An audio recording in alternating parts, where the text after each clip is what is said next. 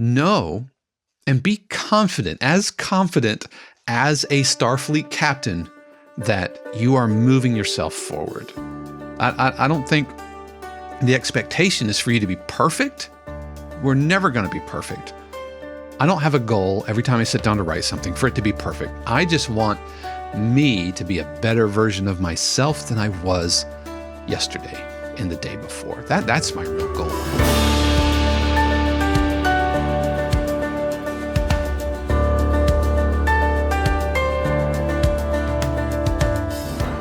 What is happening, everybody, and welcome back to another episode of the 52Qs podcast, your weekly insight into all things production and library music. So whether you're simply curious about the sync industry or learning to write better cues, or maybe you're ready to pitch to publishers, I promise you, you are in the right place. My name is Dave Croft, and it is so good to be with you today. And if you find this video helpful, then why don't you give it a thumbs up here on YouTube or a 5-star review in your podcast app, and please be sure to subscribe because I talk about library music every week. Today's episode wouldn't be possible without the incredible support of our member subscribers at 52Qs, who not only keep the community alive and thriving, but as members, they get access to bonus features like workshops, live streams, office hours, cue breakdowns, Zoom feedback sessions, hundreds of hours of video archives, and opportunities to submit to real music library. So maybe you're feeling stuck or you're finally ready to take your sync career to the next level, then why don't you head over to 52qs.com. It's free to join and memberships start at around $4 a month. You might not know it by looking at me, but I am a huge sci-fi nerd. I love science fiction. I love fantasy. Huge fan of, Star Wars, huge fan of Marvel movies, Lord of the Rings, all of those things. But I think probably the top of the mountain for us, and I say us, I mean me and Shannon, is Star Trek. We are huge Star Trek nerds. I started watching with my dad in, I guess it was middle school or high school, whenever The Next Generation came out. And huge fan, very fond memories. My dad and I used to go to every movie premiere. We would go on opening weekend. And so it was a real kind of thing that I did with him for much of my life. And when I got married, finding someone who is equally as nerdy about these kind of things is a real huge blessing. So Shannon and I, we watched Star Trek. We watched all of the Star Treks. Huge Voyager fans. Janeway is my captain. I love Captain Picard, but Janeway is my captain. Deep Space Nine is fantastic. Love all the movies, even the Kelvinverse and the new J.J. Abrams. Love all of those things. Discovery, Picard, Strange New Worlds, huge fan. And it actually wasn't until just this year, and I know I'm going to have to give up my Roddenberry card here, but it wasn't until just this year that Shannon and I finally watched the original series, the show that came out in the 60s that set all of this in motion. We had tried to watch it a couple of times, but it just didn't gel. It's super slow. You have to get over some of the sets and the costumes and the blocking. They're supposed to be on a spaceship, but they look like they're in a boardroom, right? And some of it has aged like milk. It is a product of its time. And even though it was considered wildly progressive for the time, looking back on it through 21st century eyes, it doesn't seem like it's quite there. Namely, women's rights and women's issues. But taken in context and knowing how far we've come since then, the original series, I'm a huge fan. The music is fantastic. Spock is my favorite character, I gotta say. I see why Leonard Nimoy was a huge breakout star. I absolutely see it. So it got me thinking. There are a lot of life lessons, and there are a lot of career lessons that we can take away from Star Trek. So what I want to share with you today are 6 life and career lessons that I learned. I mean, basically, everything I need to know about a career in production music, I've learned from Star Trek. So, number 1, Infinite diversity in infinite combinations. Infinite diversity in infinite combinations. This is a Vulcan philosophy. It's also called like IDIC. The idea that there are many cultures all coming together. Again, the original series in Star Trek is super progressive in its thinking and embracing diversity and not seeing it as a weakness, not seeing it as diluting culture, but adding to culture. And so as composers and production music composers looking for a long 20, 30, 40-year career, we need to embrace the diversity. As production music composers, we get to write in all different kinds of styles and genres. And if you don't like writing trailer music, then go write some dramedy music. If you don't like writing dramedy music, go write some happy, clappy, stomp clap cues, or some sports rock cues, or some funk cues, or hip hop cues, or EDM cues. That is infinite diversity in infinite combinations, bringing them all together. So now we have hip hop dramedy cues. Now we have uplifting EDM cues. Now we have Americana tension cues. Just everything gets kind of pooled together, and it creates so many options for us. And that is super exciting. Through genres, styles, types of cues, opportunities, libraries to pitch to all over the world, and having your cues be placed all over the world. Just yesterday in class at Full Sail, I was showing my tune set, and I showed a cue that was placed on the Oprah Winfrey Network, and then placed on Food Network, and then placed on a network over in Germany. The same cue. Infinite diversity in infinite combinations. And it goes beyond just writing styles and genres, but also the people we work with. The ability to collaborate with artists, to collaborate with other composers that do bring diverse backgrounds to the table, different styles. If you don't write, Spanish guitar, then go collaborate with a Spanish guitarist, and together you are better. I mean, infinite diversity in infinite combinations is essentially the together we are better mindset. And that is something that Star Trek embraces, and I have embraced personally as just a human being, but also in my professional career. So here's something else I learned from Star Trek. Resistance is futile. Things change. The industry changes. Technology changes. Expectations change. What worked here doesn't work over there. This library can't get enough of dramedy cues. Now the same library a year later, 2 years later, doesn't want them. Suddenly these aren't popular. The point is that we have to stay adaptable, and we have to innovate. We always are looking to assimilate new tools, and treat each opportunity as an experience to add its distinctiveness to our own. I know that's very Borg-like, but we can't resist those things. Resisting, I think, only gets us kind of left behind.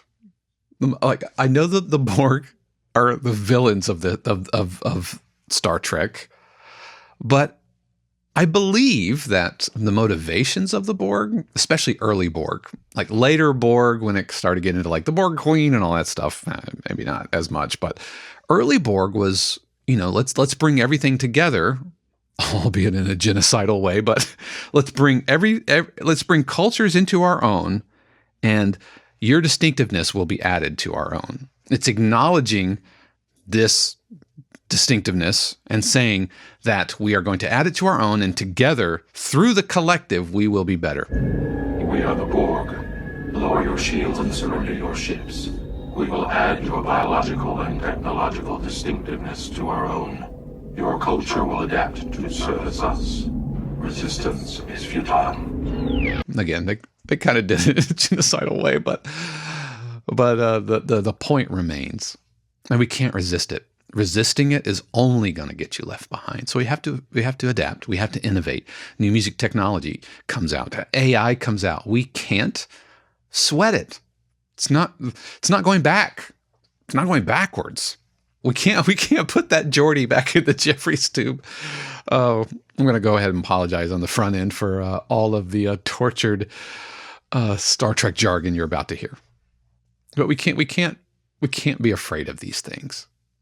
We have to figure out how to work with them, how we can use those things. And I've said before that the folks who embrace AI and use it as a tool are going to be the ones to succeed. But if you're just freaking out about things like AI or things like using loops or things like content ID or the things that Facebook group composer groups find themselves freaking out about, I mean, at some point you just have to go with the flow and find your way through it. And that's what I think is the takeaway. It's not going away. So resistance is futile.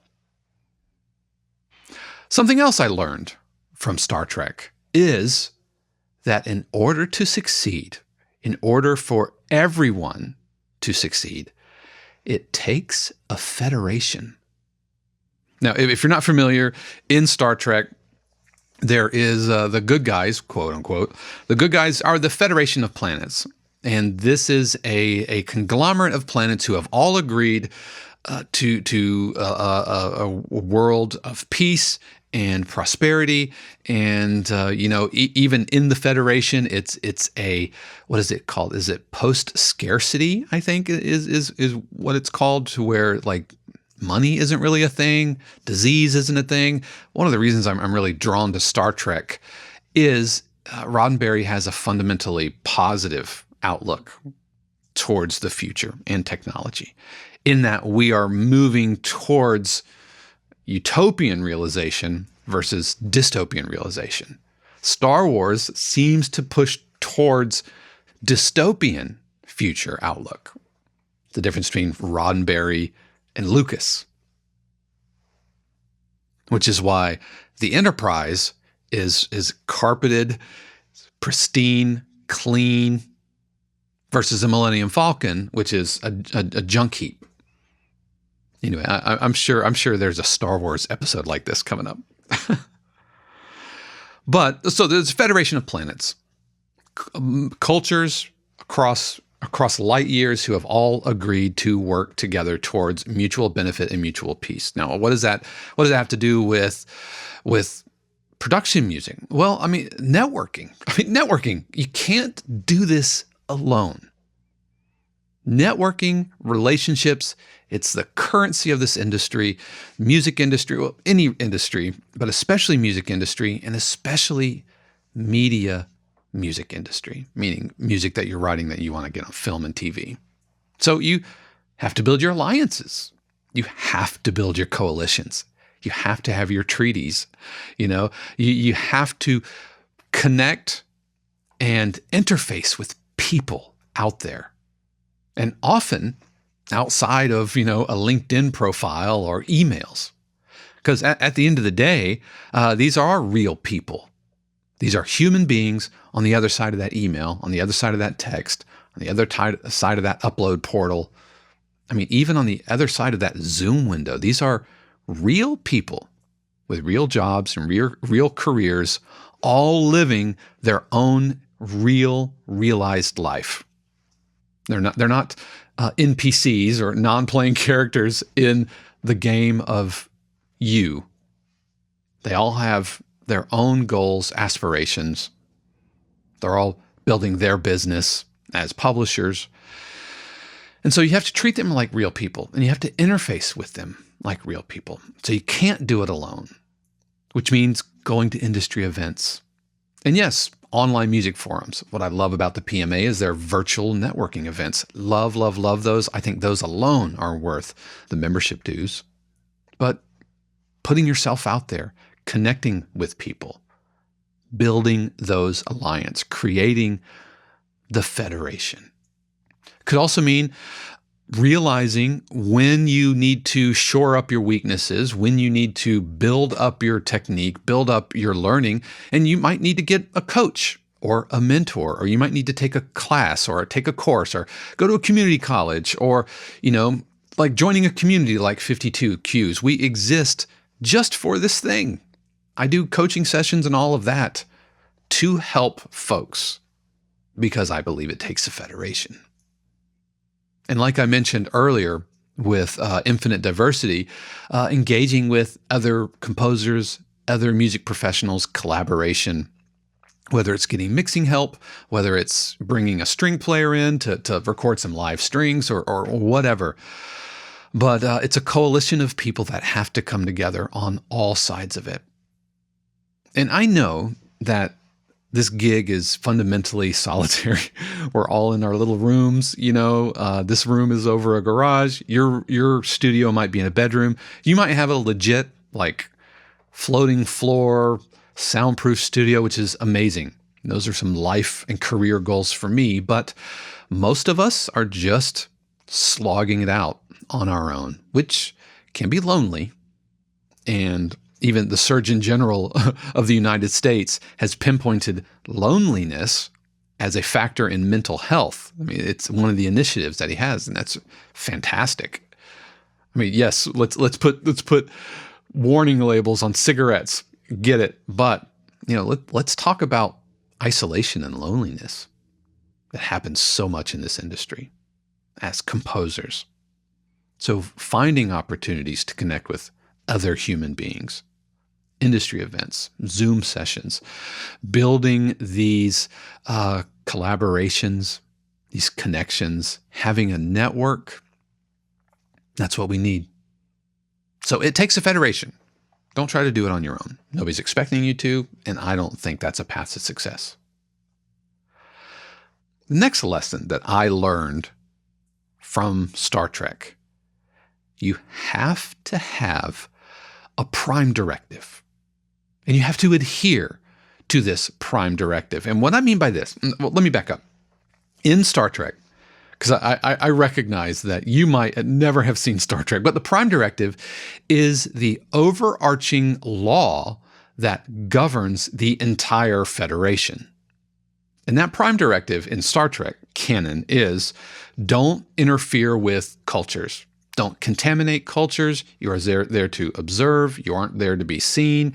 So any society that hasn't reached warp travel capabilities, which is faster than light travel, Federation planets cannot interact with them at all. And in one of the movies, I think it was Star Trek Into Darkness, I believe, they showed what this contamination looks like because they showed up to an obviously pre-warp civilization. I mean, these were culture was still in the woods, wearing loincloths kind of a thing.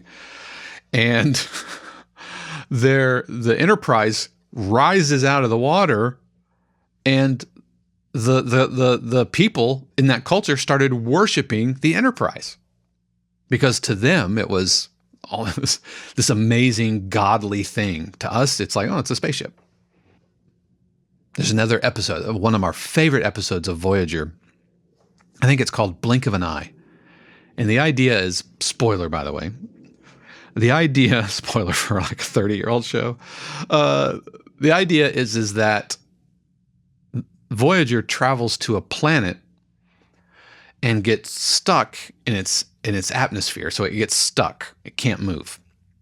And the planet is spinning 300 times faster, and time on the planet is occurring 300 times. I think it's actually more than that. The idea that every minute that goes by on Voyager is a year on the planet, something like that. So what's that, 600 times, whatever?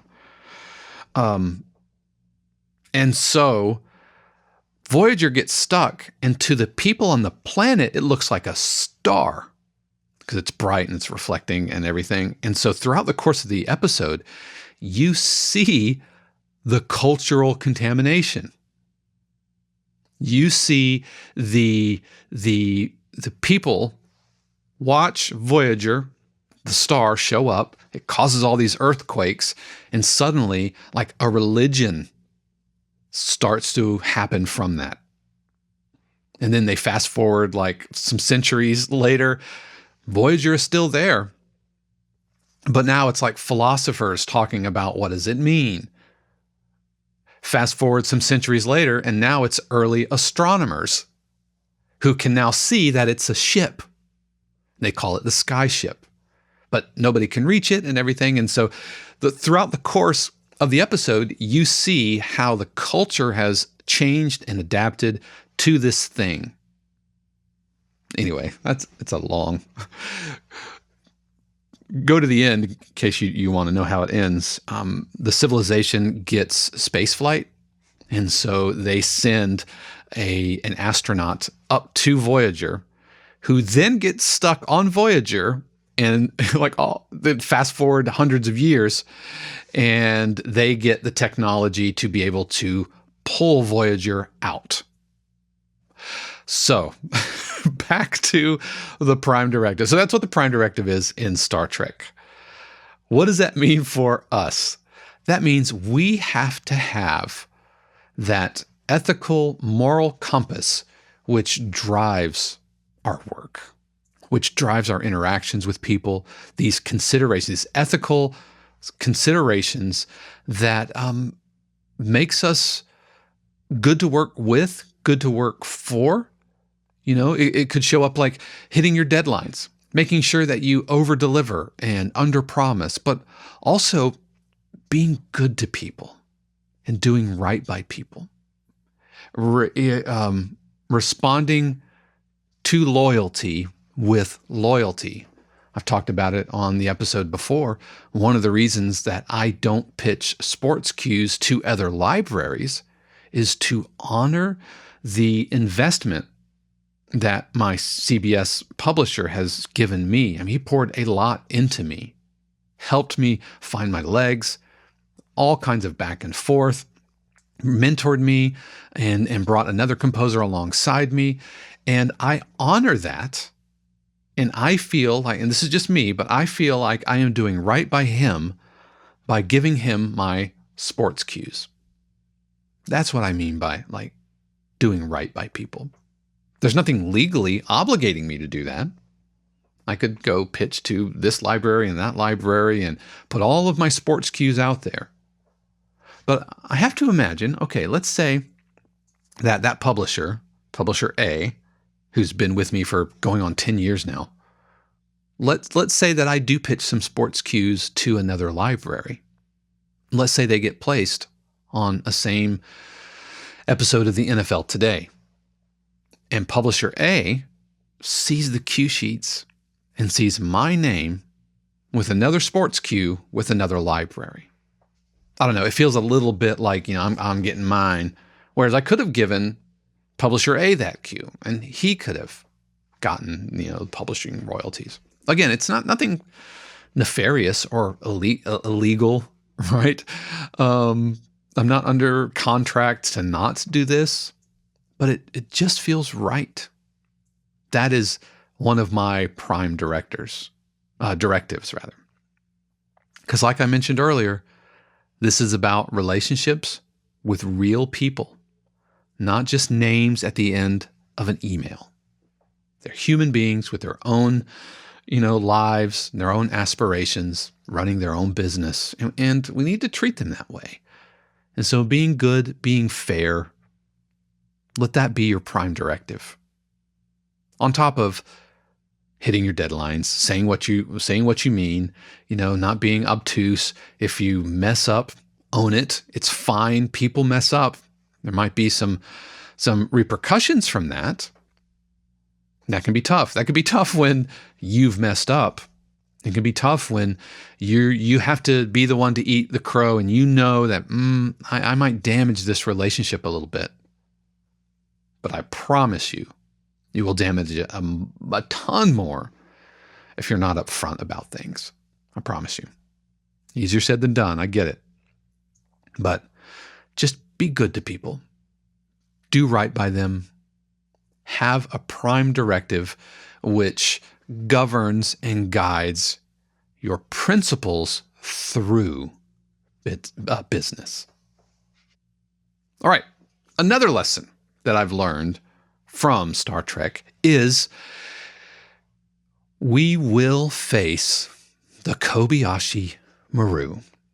Now, the Kobayashi Maru is an exam from Starfleet Academy that all cadets have to go through. It is a no-win scenario. The point of the exam is to demonstrate to would-be captains and cadets how do you work through a situation, a dire situation, where there is no win. That's what the Kobayashi Maru. And so far, only one cadet has passed it, Captain James T. Kirk. For the record, Kirk cheated, but that's okay. He changed the parameters of the test. He rewrote the test. Lieutenant, you are looking at the only Starfleet cadet who ever beat the no-win scenario. How? I reprogrammed the simulation so it was possible to rescue the ship. What? He cheated. I changed the conditions of the test. Got a commendation for original thinking. But there will be some no-win scenarios that you will encounter. There will be challenges. There will be rejections, returns. There will be ghosting, where it seems like nobody's coming back to you. There will be times when you get cues placed or get cues in a library that never amount to anything. There will be times when checks are late. There will be times when you don't understand. There will be times when you miss deadlines. There will be times when your publisher misses deadlines. There will be times when you send out a cue to a library and it's wrong. You will miss the mark. And Captain Picard says it is entirely possible to do all of the right things and still fail. That is not weakness, that is life. It is possible to commit no mistakes and still lose. That is not a weakness. That is life. I believe I understand, sir. And Data, will you leave your hesitation and self-doubt here in your quarters? So what do you do in these times? Well, it's about being resilient and embracing these challenges with resilience and creativity. You can't always change the rules, Captain Kirk. Right? Sometimes you just have to embrace them. What can you learn from these things? What's the takeaway? How can you ensure that it doesn't happen again? Is there a lesson that you can apply moving forward? That's the lesson that the Kobayashi Maru looks to teach, and I don't think Kirk ever really realized it. But it's about what do you do in the face of those challenges? That's the real point of the Kobayashi Maru. And then finally, the final lesson that I learned is live long and prosper. It's a long career. It does bend forward, but the arc is very, very slow. So you have to have a clear vision. You have to stay focused, motivated. You have to know where the trajectory of your career is going. And we do that by setting long-term goals and strategies for success. If you're watching this podcast right now and you've made it all the way through like the Borg and Federation and Prime Directives and Kobayashi Maru, if you've made it all the way to this point, you're already doing it. Spending a half an hour with me on a Thursday or whenever you're watching this is investment. It's part of your strategy. Joining the 52 Qs community, joining any of the other communities, taking a class, getting a coach, getting a mentor, updating your tools. assimilating these tools, embracing the diversity that the industry brings. This is all strategic maneuvering so that you can manifest long-term success. But know and be confident as a Starfleet captain, be confident that you are moving yourself forward. I don't think the expectation is for you to be perfect. We're never going to be perfect. I don't have a goal every time I sit down to write something for it to be perfect. I just want me to be a better version of myself than I was yesterday and the day before. That's my real goal. How can I be a better version of Dave? How can I be a better version, of a composer working with a publisher? I mean, how can I be a better husband? How can I be a better dude, friend, whatever? But setting these goals, moving forward, looking backwards, seeing where you've come and what you can improve, that's the key to a long life in the industry and a prosperous life. So, infinite diversity and infinite combinations. Knowing that resistance is futile and you have to adapt and embrace change. Third, knowing that it takes a federation, you're not going to be able to pull this career off on your own. Next, having a prime directive, having an ethical and moral center which is guiding your business and your creative and your life decisions.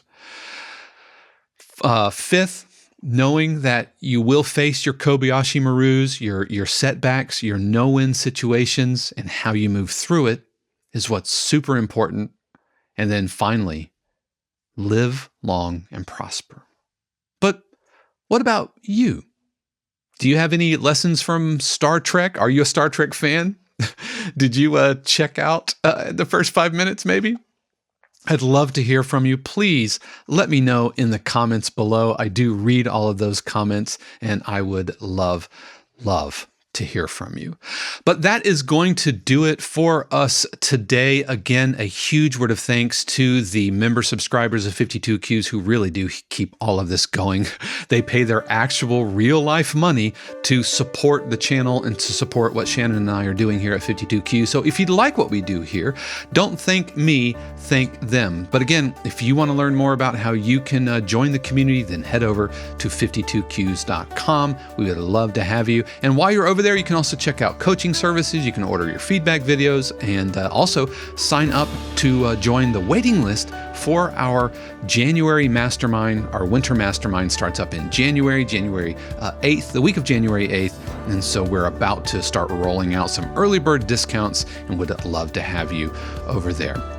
But that is going to do it for us this week. You want to tune in next week where we are having another Q&A live. So this episode will actually post on Friday of next week, but please join us live right here on YouTube at 4 p.m. Eastern. Would love to have your questions. You can ask me anything. You can ask me about the industry. You can ask me about my PRO. You can ask me about placements. You can ask me about beard care. I don't care. Would love to have you next Thursday. That is Thursday, December 7th at 4 p.m. Eastern. But that is going to do it for me. And again, we'd love to have you. So I hope you've had a stellar week, and I look forward to seeing you next time.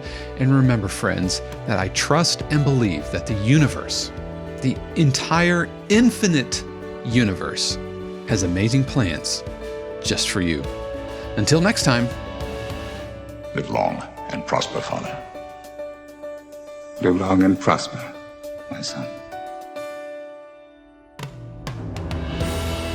The 52Qs podcast is copyright 2023 at 18 Studios, all rights reserved. The music played on the podcast is copyright of their respective owners and is used with permission and for educational purposes only. For more information, including joining the community and submitting your cue for consideration on the podcast, head over to 52qs.com.